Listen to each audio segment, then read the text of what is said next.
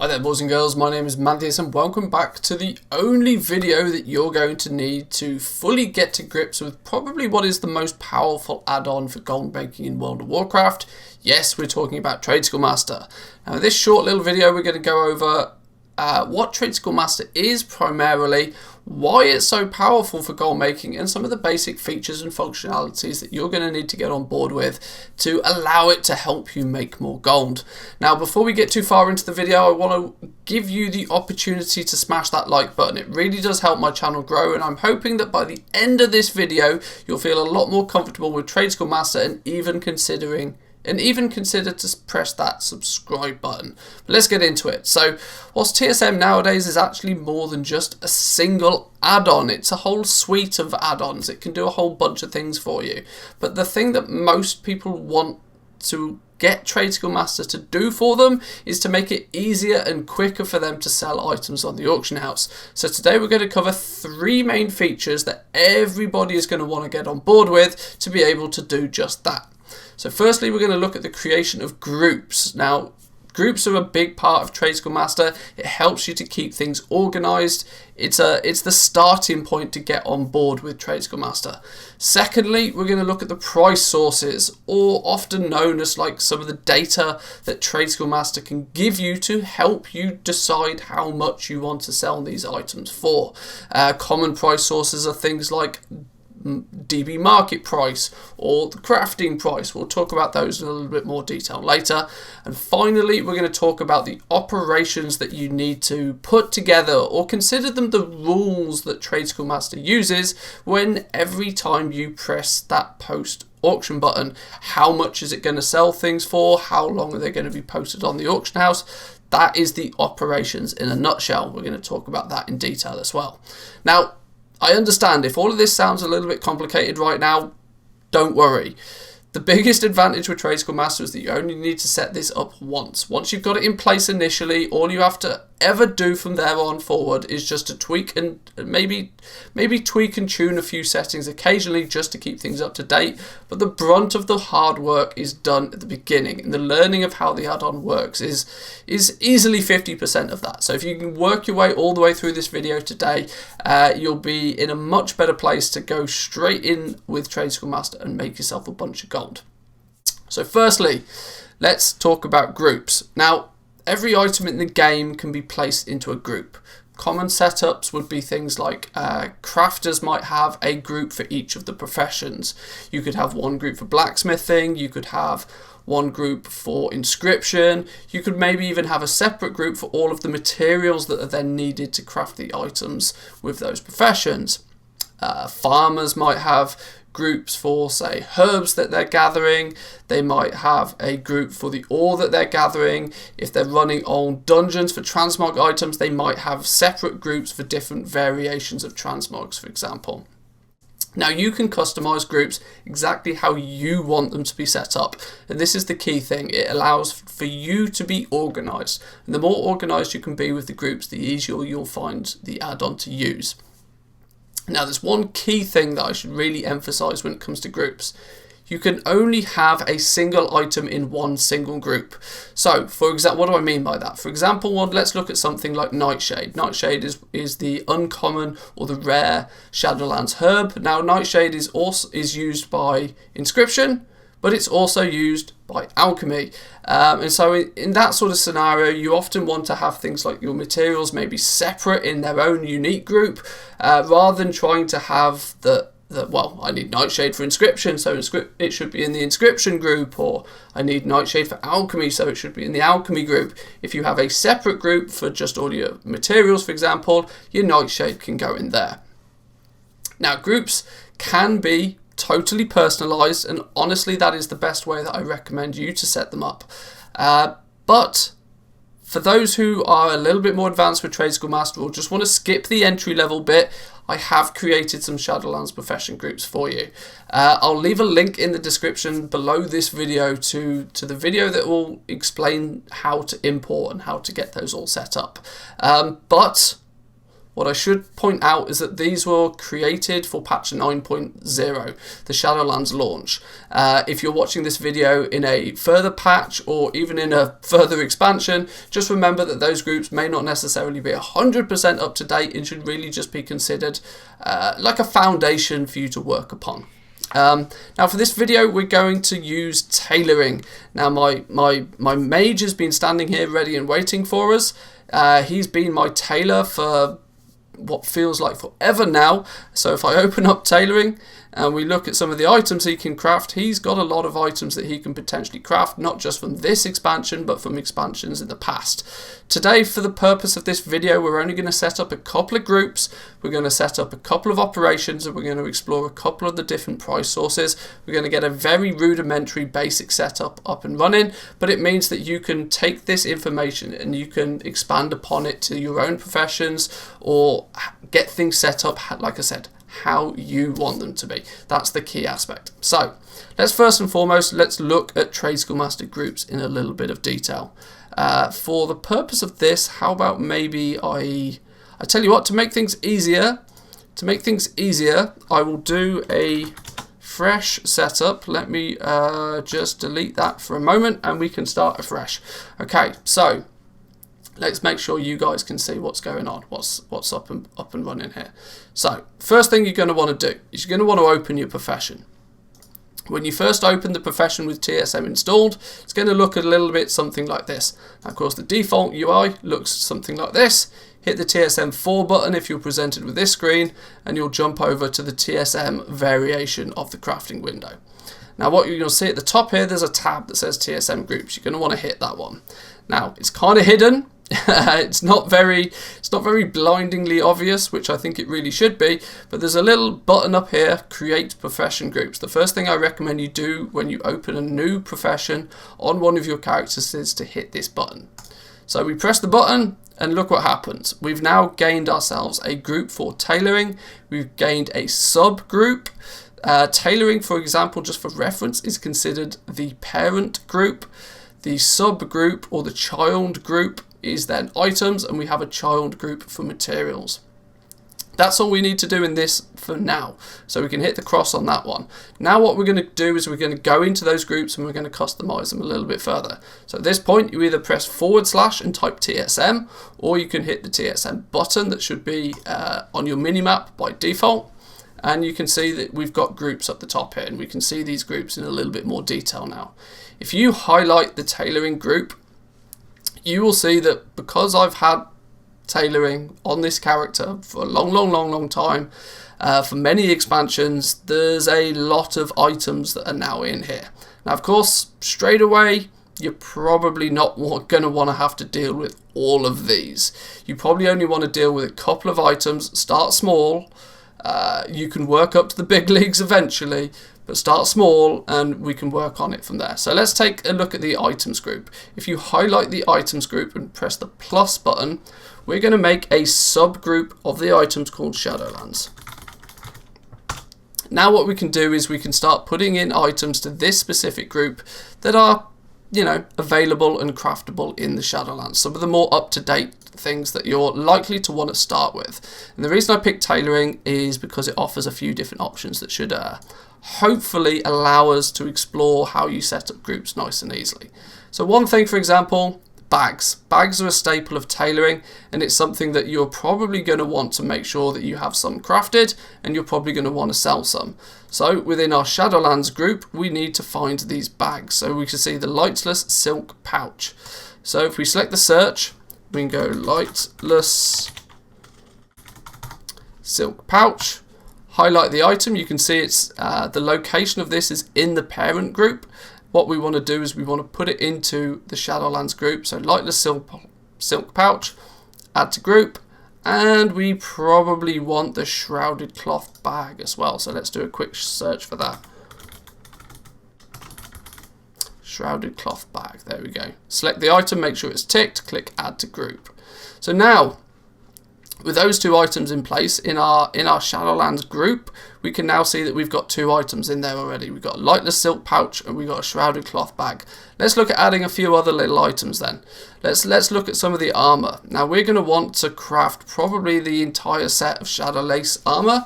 This is by default, I think it's item level 151. Tooltips are not necessarily always perfectly accurate. Thanks thanks Blizzard for making that, for giving the wrong tooltips on this, but that's something for another video. But let's search for Shadow Lace. Shadow Lace. So here we go. Now what we can do is we can actually select multiple items at once if we wish. So let's select all the items for the Shadow Lace set and click add items as well.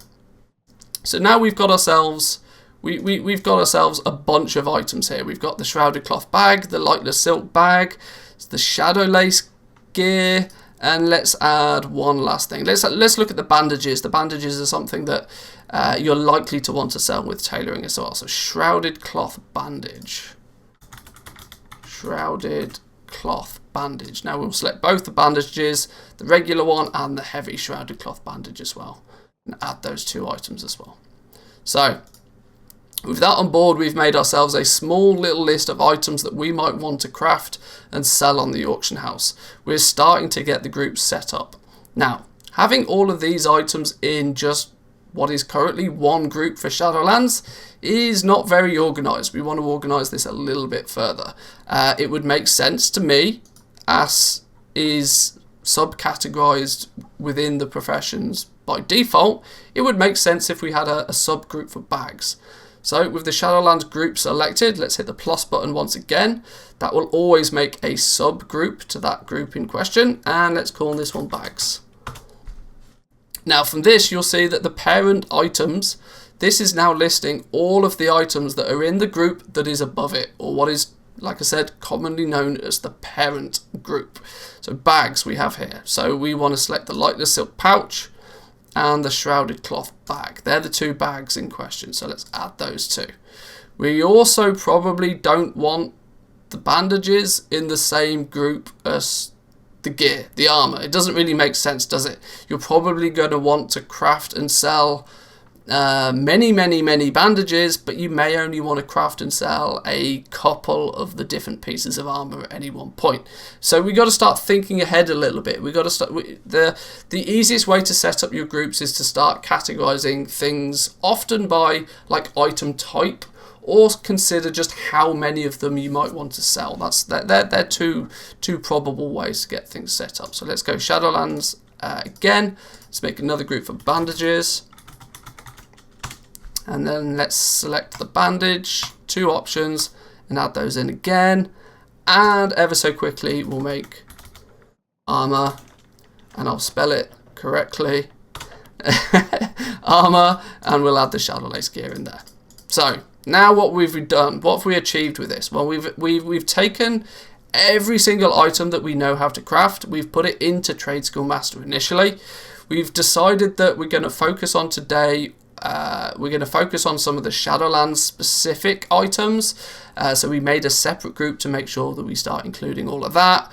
And then we decided that, well, there's a few different categories of items even within that we would want to get set up. So armor, bags, bandages. If we highlight each one, you'll see the items listed in there. So we're done. We've got the basic setup. Obviously, you guys can go away and you can create this setup for your own professions, or for example, like I said, things like the materials, you might want a separate group for materials, you might want a separate group for transmog.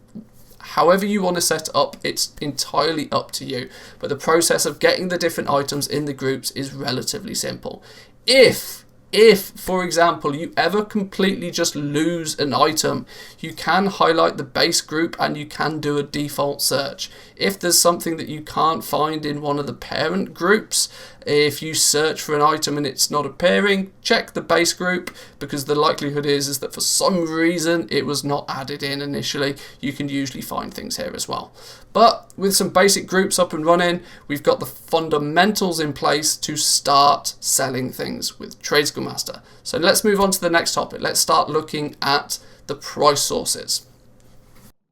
So let's take a few minutes to look at price sources. Now, price sources is one of the coolest and most powerful things that you can use in TradeSkillMaster when it comes to sort of crafting items, selling things, that sort of stuff. Smart use of these crafting sources, or the price sources, sorry, will set apart a entry-level gold maker or an entry-level TSM user to an advanced user. So it's worthwhile putting some time in to get your head around these and understand them in a bit more detail. This, what you have on screen here, is just one of the pages on the TSM website themselves. There is, yes, TSM knowledge base. It's kind of relatively hidden. Not many people know about it, but I'll leave a link to this in the description down below if you want to read through it in your own time and at your own pace. But today we'll just go through it in a little bit of detail so that you get an overview of what price sources are and how you can use them. So the common one that people always know of is the DB market. DB market is the price source, which is basically what it's a number that TSM comes up with to indicate what the market price is for any given item in the game. We can reference this DB market price when it comes to crafting things, when it comes to selling things. That will come in the operations in a minute. DB market is a very powerful one that is used many times. Another one that is going to be very popular, especially if you're into crafting professions, is going to just be the price source crafting. This alone will reference the actual cost to produce the item that you're dealing with. So let's, for our example, when we've been dealing with tailoring, let's take the shrouded cloth bag, for example. If you were to reference the price source crafting in an operation or somewhere within TradeSkillMaster, it will give you a number which is the crafting price of that item. It's really very powerful. Some other cool ones are things like average buy. This can be helpful if you deal with like flipping. If you're into flipping using TradeSkillMaster, you buy items off the auction house and you then try and sell them for more back on the auction house again. You can use the price source of average buy. It's going to take if you buy 10 items of any given product, it will take the average price of those 10 items that you've bought and present you with a number. This can be quite helpful. There are also what are referred to as value sources. Value sources, rather than giving you a gold number, will give you just a regular number or an integer. These can be things referencing things like the sale rate of items. TSM tracks a lot of things, and one of the things it does track is, or at least it attempts to track, is how frequent certain items sell on the auction house. You can even pull up some interesting things like the required level to use an item, the item level, or even number of expires. For a basic entry level setup for TSM, you're probably not going to use many of these. You're going to really focus on the basic price sources, which I would say would be DB market, crafting, and possibly average buy. Now, you don't have to use price sources at all. It is entirely possible for you to just dive in and put fixed gold values. If you want to say that, right, I don't want to sell item X for less than 100 gold, you can put in 100 gold and that's perfectly valid. The add-on will work just as it is.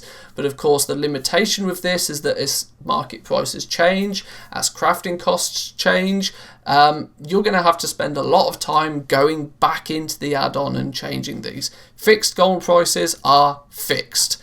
The advantage of price sources is that they're dynamic. They will change over time. If the value of an item goes up, the DB market price will go up. If the value of an item drops, the DB market price will also drop. So price sources can be very, very powerful. Like I said, link to this page if you want to read it in more detail will be down in the description down below. Let's jump back into the game and let's start looking at how we can utilize these price sources in the operations to decide how we're going to craft our items and, more importantly, how we're going to sell them.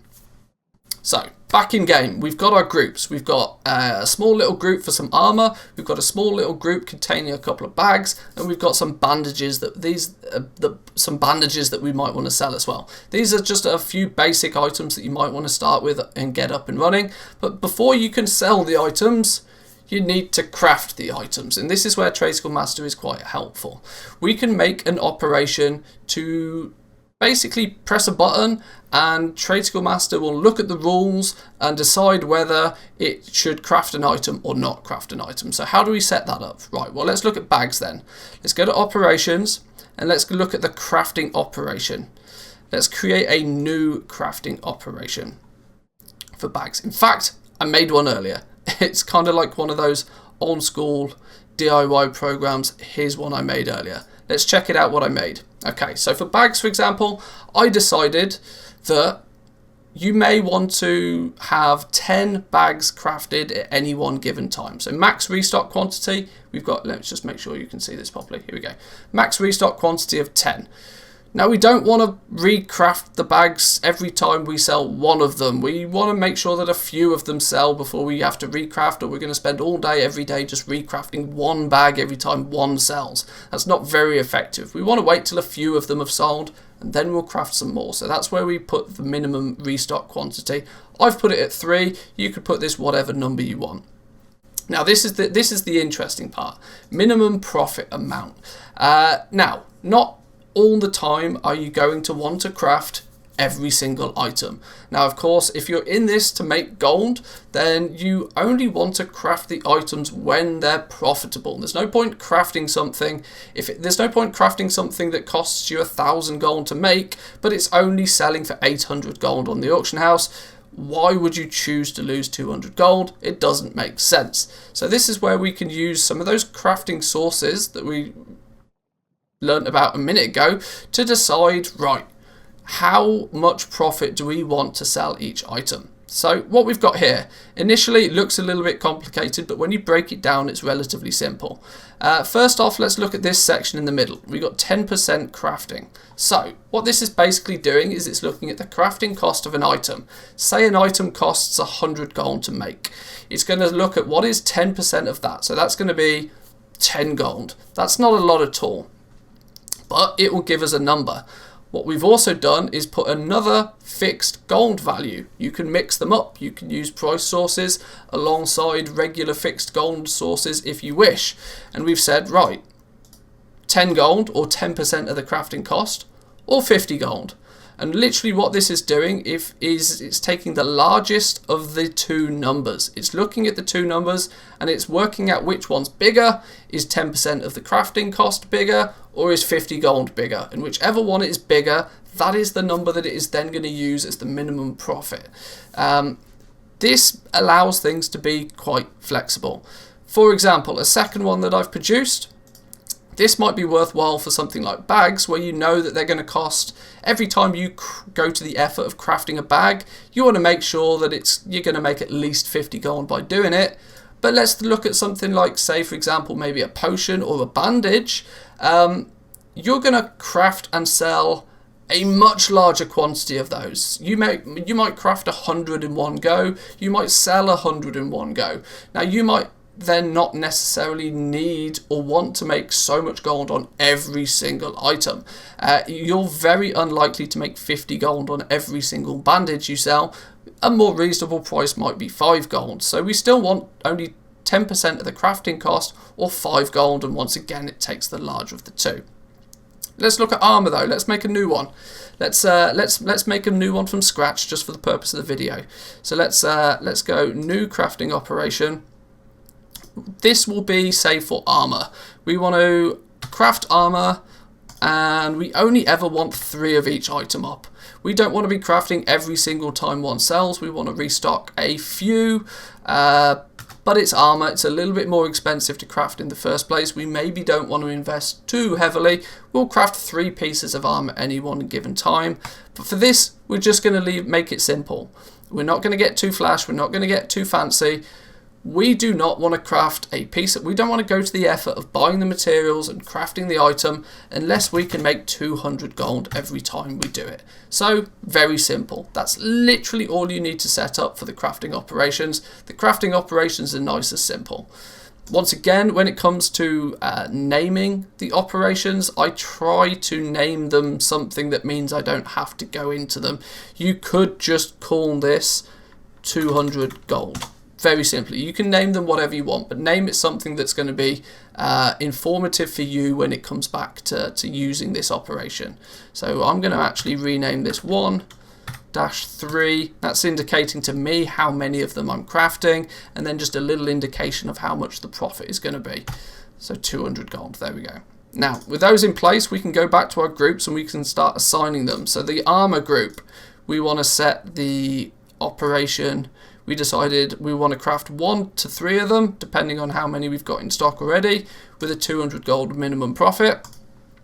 The bags, I've already done the bags. We're going to craft between 3 to 10 of them, depending on how many we already have, with a minimum of a 10% crafting profit or 50 gold, whichever's bigger. And bandages, we want to do an override on that, and we want to apply the third one. We don't want to make 1 bandage. If we sell 1 bandage, we want to only make a minimum of 10, but a maximum of 100, so that we've got plenty available if somebody wants to come in and buy like a whole stack of them. But we're willing to make less gold on each one. So there we go. There's our crafting operations. What this now means is if we open our profession, we can go to TSM groups. We can make sure that the Shadowlands, the groups that we want to make are selected, and we can hit one single button, restock select groups.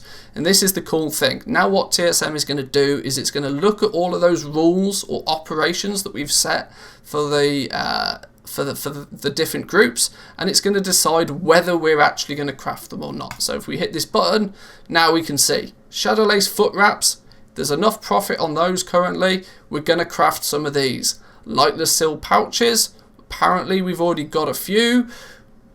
There's good profit in these. We're going to craft a bunch of these. And heavy shrouded cloth bandages. It's determined there's enough profit in those as well to craft some of those. And assuming we have the materials already, we can craft away and we'll be ready to do some posting. Let's look at setting up some of the auctioning operations. This is where it gets fun.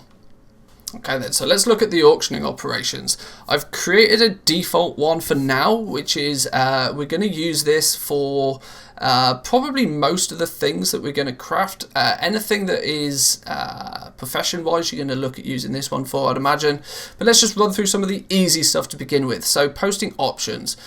Auction duration, real simple. How long do you want to list your auctions for? The only thing to be aware of with this is that the longer you post something for, the more expensive it is to list it on the auction house in the first place. So if you're really confident that you're going to sell it, sure, list it for 48 hours. If you're not very confident you're going to sell it, or you're going to have to, be cancel scanning and diving in on that undercut war, then you may only want to choose to list things for 12 hours. It's because it's going to be cheaper to put them on the auction house in the first place. Post cap, how many do you want to post? Simple, throw in a number. Do you want to keep any? This is mainly for things like potions, consumables, food, that sort of stuff. You may not necessarily want to list everything that's in your bags. You might want to keep like 10 in your bags for when you go raiding, for example. This is just a bit of a fail-safe to make sure you don't accidentally sell all of your items. And this one is the don't post after this many auctions. This is mainly for transmog. This was put into TradeSkillMaster for those people that farm up a bunch of transmog and then list it on the auction house. Gear and armor and weapons are traditionally pretty expensive to list on the auction house, and so there may come a point that after you've listed it on the auction house and it's not sold 10, 20, 30 times, you may just want to call it quits, and you may want to either vendor it or disenchant it or do something else with it. This is there so that you can sort of specify how many times you want it to list before you're just like, no, it's not selling, I'll do something else with it. But let's get to the actual sort of the meat of the operations. Now, there are 3 main categories to this: minimum price, maximum price, and normal price. Today in World of Warcraft, The only one that is really important to get right is the minimum price. 95% of the time, maximum price and normal price don't mean anything. It's the minimum price that is most important. What is the absolute minimum price that you are willing to sell that item for? And that's what we're trying to put together today. So we looked at crafting sources. We looked at pricing sources, and we looked at the crafting, so we understand what this is. We know what DB market is. DB market is just sort of your server's market price for the item. So what this is doing is, although it looks a little bit complicated, break it down again, it's nice and simple. It's looking at the larger of these two numbers. Max could be changed to min, could be changed to a few other things. Read the TSM price source list if you want some more info. But in this scenario, it's looking at the larger of these two numbers. 110% of the crafting cost. So for example, if something costs 100 gold to craft, the minimum price would be 110. And it's also going to look at 80% of the market price. Whatever that market price is, let's say the market price for the item is 100 gold, 80% of 100 is 80. I'm using 100 gold because it's very easy to do the maths in your head for. And it's going to take the larger of those two numbers, and it's going to say, right, that's going to be the minimum price. That's the least amount of gold I'm willing to sell the item for. Structuring these is relatively simple, relatively straightforward when you understand the structure of how to put them together. You could, just like I've done in maximum price, just throw in a simple fixed gold number if you wished, but you can be a little bit creative. You can make these operations dynamic, and that's the really cool function about TSM, that it can change with the way that the market goes to make sure that you're always being competitive, which is quite cool. Let's talk about maximum and normal price just for a second, even though we've already assessed they're not going to come into play very often. Normal price is the price that TradeSkillMaster will list the item for if you are the only person selling that item.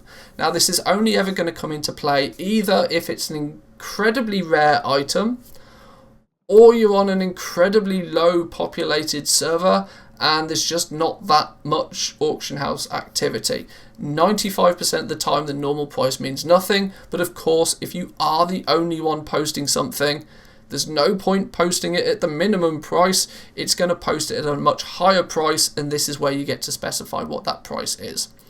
Maximum price is for the scenario, say somebody resets the market on a material. Somebody buys all of the heavy callous hide and they relist heavy callous hide at 10,000 gold each.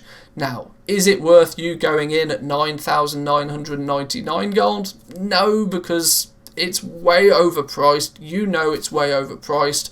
People who are going to buy it know that it's way overpriced. So this is where you get to specify, well, what is the largest number that I will undercut? You can be realistic with your numbers in this scenario. This is often the culprit for why there are large, deep undercuts appearing on the auction house frequently that people kind of tend to get annoyed with. But if something is way above the market price, there's no point undercutting it. But like I said, maximum price, normal price, very rarely are they going to come into play. But once you've made your operations, don't forget to go back into your groups and assign them. So armor, for example, we want to override the default. The default one is trash. Don't use the default one unless you absolutely have to. We're going to want to add the operation to this. We're not going to want to post 10. So let's actually just ever so quickly take that default that operation we've already made. We'll make a duplicate of it, and we'll say that we still want the settings to be correct, same here, but it would be more sensible for something like armor to only post one at a time. We might want to craft 3, but we only want to post 1 at a time so that we don't waste too much gold in posting fees. So we can change this to ×1, and we can do a duplicate of that again. For bandages, we probably want the same sort of situation in place, but we might want to post 100 bandages at a time, so we can make a slightly different variation on the operation for that one there. So now we've got a similar operation, 110% of the crafting cost, posting only 1 at a time, 110% of the crafting cost, posting up to 10 at a time, and posting at 110% of the crafting cost, but posting up to 100 of them at a time. So quickly applying those: armor 1 at a time, bags 10 at a time, bandages 100 at a time. We are done. We have got the default, the basic setup in place. We can now open our professions, we can craft a few items, we've got things neatly organized, and we can go to the auction house, and at the press of a button, TSM will look at these rules that we've set up already and decide how it's going to post things up on the auction house. And it's easy. And there we go. Now, I hope, boys and girls, I hope that's been useful to you, and I hope I've explained that in enough detail. If you've got any questions on this setup, please feel free to leave them in the comments down below. I appreciate this has been a slightly longer video than I would normally post, but I wanted to make sure I cover things in as much detail as possible. So there we go. Like I said at the beginning of the video, if you didn't subscribe already, or you're not already subscribed, about 70% of people that watch this channel aren't subscribed. So hopefully this has given you enough information, has been informative enough for you to consider hitting that subscribe button. Go out there, download TSM, test this for yourself. Let me know in the comments down below how you get on, and I'll catch you guys next time. Enjoy. Peace.